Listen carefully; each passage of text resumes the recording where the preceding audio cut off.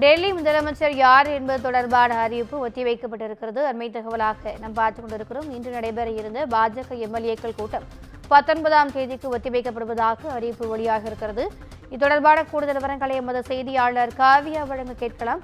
வணக்கம் காவியா, இந்த கூட்டமானது ஒத்திவைக்கப்பட்டிருப்பதற்கான காரணம் என்னவாக இருக்கிறது? கூடுதல் விவரங்கள். வணக்கம் திவ்யா. டெல்லி முதலமைச்சர் யார் என்பது தொடர்பான அறிவிப்பு வரும் 20ஆம் தேதி, அதாவது வரும் 19ஆம் தேதி வெளியிடப்படும் என தற்போது தகவல் என்பது வெளியாகி இருக்கிறது. தொடர்ந்து முன்னதாக நடைபெற்ற டெல்லி சட்டப்பேரவை தேர்தலில் மொத்தமுள்ள 70 இடங்களில் 48 இடங்களை கைப்பற்றி அறுதி பெரும்பான்மையுடன் 27 ஆண்டுகளுக்கு பிறகு பாஜக ஆட்சியை கைப்பற்றியது.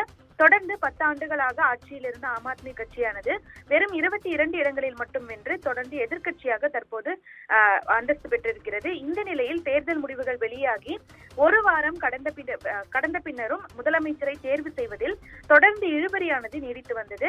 இந்த நிலையில் முதலமைச்சரை தேர்ந்தெடுப்பதற்கான பாஜக எம்எல்ஏக்களின் கூட்டம் இன்று நடைபெறுவதாக முன்னதாக அறிவிக்கப்பட்டிருந்தது.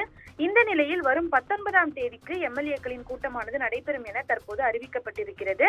அதாவது புதன்கிழமை நடைபெறும் கூட்டத்தில் முதலமைச்சராக தேர்வு செய்யப்படுபவர் வரும் 20ஆம் தேதி பதவி பிரமாணம் செய்து உறுதிமொழி ஏற்பார் எனவும் கூறப்படுகிறது.